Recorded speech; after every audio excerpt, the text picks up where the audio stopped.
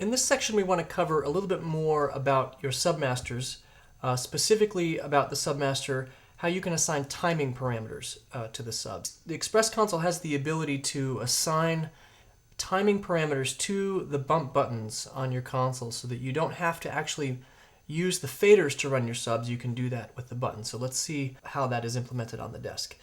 The way to do this is effectively the same syntax as assigning a time to a cue. You just use sub instead of cue.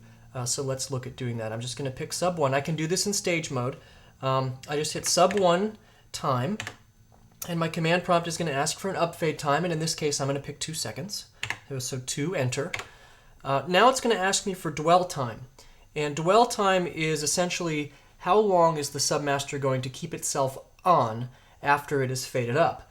Now I can do one of 3 different things here. I can enter a time and the submaster will fade up and it will count down or stay on for a predetermined number of seconds that I type in. Or I also have the option here, as it says in my command prompt, for hold or manual operation, press clear until the desired setting appears. Well, that's great. Where does it appear? We want to look up here in keypad corner. That's where your desired setting is going to appear. It will also appear down here in your attribute bar, but let's look up here for now. So I'm going to hit clear, and you can see that it's toggling between hold and manual. So if I don't type an actual time in seconds, I have the option of changing it from hold to manual. And in this case, I want to do it hold, which means it's going to stay on until I tell it otherwise. So I'm going to leave it at hold. I'm going to push enter. And now it's going to change. The command prompt will change to give me, asking me for a down fade time. In this case, let's just do 5 seconds. Okay, so now I've gone through the 3 timing parameters: up fade, dwell time, and down fade.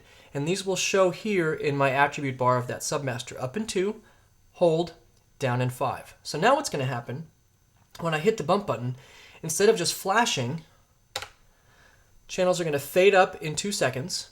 And they're going to hold there, and they're just going to wait because I told them to hold. The light in the bump button is going to flash to tell me that the sub is on and is waiting for another hit of the button. When I hit the button again, the lights are going to fade down in 5 seconds and return to normal.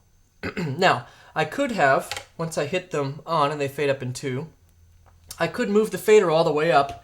The light will stop blinking to tell me that I've grabbed manual control with the fader, and I can pull them down with the fader. There's another timing parameter on a submaster called rate, and you can actually assign a rate to submasters as well. This is particularly useful when you're doing an effect on a submaster, and I happen to have a submaster that, so my submaster 3 is running a very simple 5-channel chase. If I want to speed that up or slow that down, in real time, I can do that using the rate command, and rate is going to show up on my soft keys,